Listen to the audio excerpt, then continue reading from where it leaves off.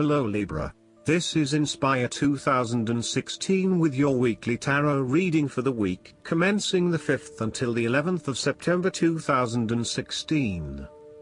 The first card for you is representing, how do you feel about yourself? Your card is the Three of Pentacles. The message of the Three of Pentacles is one of encouragement. If you continue to work toward the fulfillment of your dreams and do not allow disillusionment to dampen your enthusiasm, ultimately you will experience prosperity and success in your goals. You need to do work that is satisfying to you and that you can be truly proud of. What new beginnings are you experiencing in the material realm? Is there some project or creative venture you have been putting off because of fear of failure? The Three of Pentacles indicates that dreams can be made real with persistence, determination, and effort. The Three of Pentacles may also suggest that you need help to complete your work and can draw on the knowledge and experience of others. It may be beneficial to share your work with a partner, but only if they are as conscientious as you. At the core of the Three of Pentacles is the notion of teamwork and collaboration. In the card, we see a young mason working hard on building part of the cathedral. The two monks enter, with their worldly knowledge and spiritual understanding to bring a new perspective to the mason's work. Even though their backgrounds, experience levels and knowledge is very different, they are able to come together to share their expertise in a way that creates synergy and improved results. There is no us and them or any sense of superiority. Rather, each person has something unique to offer and is willing to learn from others involved in the project. Everyone is getting the job done together and is contributing to the group through effective listening and sharing.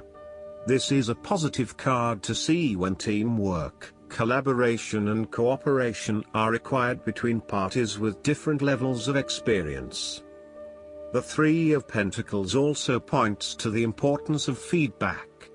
The mason is open to listening to the monks and taking on their feedback on his progress so far. His primary goal is to do a great job, and he knows that the monks will be able to help him get there.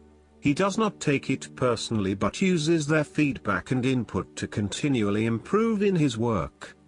Effective planning, management and organization are also key components of the Three of Pentacles.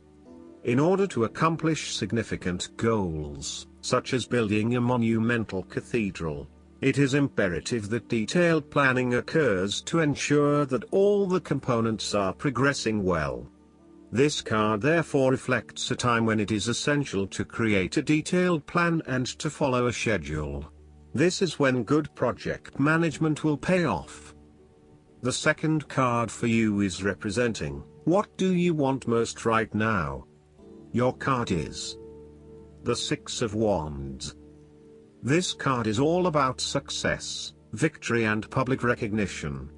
Not only have you succeeded in achieving your goals, you are now being publicly acknowledged for your efforts and your results. You may have recently received an award, public acclaim or acknowledgement from your peers for the work that you have done. It may even be just a pat on the back or getting praise or recognition for your work. This instills a high level of confidence within yourself and gives you the strength to continue your efforts. This card indicates that you have harnessed your strengths and talents in order to bring about a successful outcome in your endeavors. You have managed to get through the confusion of the Five of Wands, minimizing your distractions, focusing on the task at hand. You have overcome the challenges along the way, and now you are focusing your energies on the one goal that will lead to your success. This is your time to shine and to come out on top. The Six of Wands is such positive encouragement to believe in who you are and your accomplishments so far. Have faith in what you have personally achieved and how this will be received by others. Do not let fear or guilt stand in the way of your success. You ought to feel proud of what you have achieved and not afraid to hold your head up high and feel worthy of others' attention. The Six of Wands focused on creating success and building your personal brand and reputation. You want to be successful at what you do, but at the same time, you want to ensure that others know about it and give you the recognition you deserve. You may need to promote yourself more frequently by sharing your success stories with others and encouraging them to follow a similar journey. If you do not already, you will soon have some great success stories to share within your personal networks. You may even be interested in applying for awards or scholarships in order to build your brand and receive public recognition. The downside to the Six of Wands is that it can also bring self-importance, arrogance and egotistical behaviors. With victory you may come to think that nobody can be better than you, and you end up with an inflated ego and a big head. If you take on this attitude, someone is likely to want to take you down and criticize you, bringing disappointment and potential disrepute later on. If empowered by the energy of the Six of Wands, keep in mind how you would feel if someone made you feel inferior or put you down. Rein in your ego and make your victory all the sweeter. The third card for you is representing your fears. Your card is the Eight of Wands. This card indicates significant delays, particularly with regard to travel or fast-moving plans. Despite having a lot of energy and enthusiasm to progress things forward, you are now being faced with multiple obstacles in your course. This is incredibly frustrating and you may be growing increasingly impatient by the day. Keep looking for alternative ways around the obstacles presented so that you can carry out your plans. On the flip side, the Eight of Wands suggests that you are charging ahead with an ideal plan, but you need to slow down and consider your next steps before continuing. You may be missing something in your haste and prone to making mistakes. Similarly, this card can be a sign to hold off your activities for a short amount of time until the situation becomes more stable and predictable. You may also be prone to having many ideas at the one time and not knowing which to pursue and when. Just as you get started on implementing one idea, another one comes to mind and you quickly switch your focus. The trouble is that with this approach, you never actually accomplish anything because you are jumping from one idea to the next without finishing any of them. The fourth card for you is representing what is going for you. Your card is the Seven of Cups. This card indicates that the images in your mind must be dealt with not only in your dreams but in the world of reality. Be careful of wishful thinking or illusions in the choices you currently face. The character in the Seven of Cups is a dreamer who is able to see beauty and excitement as well as fearful trials and difficulties in the future. If you are constantly caught up in your own dreams, fantasies, and/or fears, we will never be able to move forward and make those dreams a reality or overcome those fears. Therefore, the Seven of Cups indicates that although dreaming is beautiful and provides inspiration for action, you must at some point abandon your castles in the sky and begin to build those castles in your real life. A choice must be made even though the apparent multiplicity of options seems to paralyze you with either fear or excessive anticipation. If you are unable to make a decision because of too many options, it is time to carefully evaluate the pros and cons of each option and make a thoughtful choice. You also need to be very clear about what it is you are working towards so that you can make the best choice. Make your decision with caution, as all is not what it seems to be. Great opportunities may turn out to be major problems later on, while less enticing options may turn out to be golden opportunities. With the Seven of Cups, there is a risk of illusion. You need to separate what is real from what is illusion. Protect yourself against unclear or wishful thinking and habitual daydreaming. Avoid intoxication and escapism. Oftentimes, this card shows choices and plans that have little or no basis in reality. Such things are typical of the developed imagination, and fine if they stay in the imagination. However, when you try to implement those ideas in the real world, you are leaving yourself open to inevitable disappointment when you realize that your vision simply does not work. Temptation is associated with the Seven of Cups. With so many choices presented to you, it is easy to be swayed to that cup containing the snake of jealousy and cunning. Since this card is from the suit of cups, the temptation is likely to be sexual or emotional in nature. The one-night stand, the extramarital affair, and all those other things that seem innocent and pleasurable at the time they are undertaken. But in the vast majority of cases, the pleasure gained temporarily is far outweighed by the consequences that last, in most cases, for an entire lifetime. The fifth card for you is representing what is going against you. Your card is the Ace of Wands. This card suggests that you are finding it difficult to clearly define what it is that you want.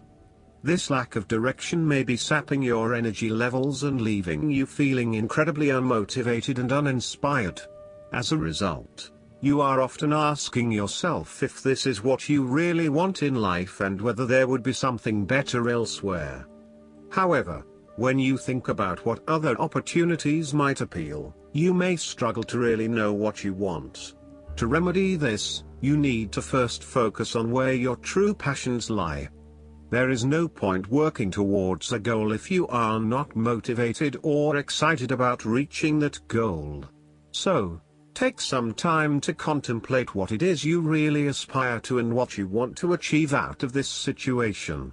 The Ace of Wands can also indicate that you are weighed down by existing responsibilities and commitments and therefore cannot pursue the new ideas that you have. You need to revisit the Ten of Wands and release yourself of some of those burdensome responsibilities so that you can free up your time to pursue your newfound passions. Alternatively, you may take a break from your usual routine in order to allow your new ideas to flourish and grow. The Ace of Wands can indicate frustrating delays are getting in the way of you being able to progress with your projects and ideas. You are likely to feel very impatient at this time, particularly if you are highly action-oriented and you have just started to gain momentum in your activities. You might also be in a position where you have an amazing idea but you have not yet found the right outlet for that idea. Again, you are beginning to become increasingly impatient that you have not been able to manifest that idea just yet, but perhaps that is for the best. Timing is essential, so be patient and wait for the best opportunity. The last card for you is representing the likely outcome that you may have. Your card is the Two of Swords. This card is a card of choice and of the difficulty of making a decision. The woman in this card is blindfolded, and this may be intentionally so, indicating that she is avoiding making a very difficult decision.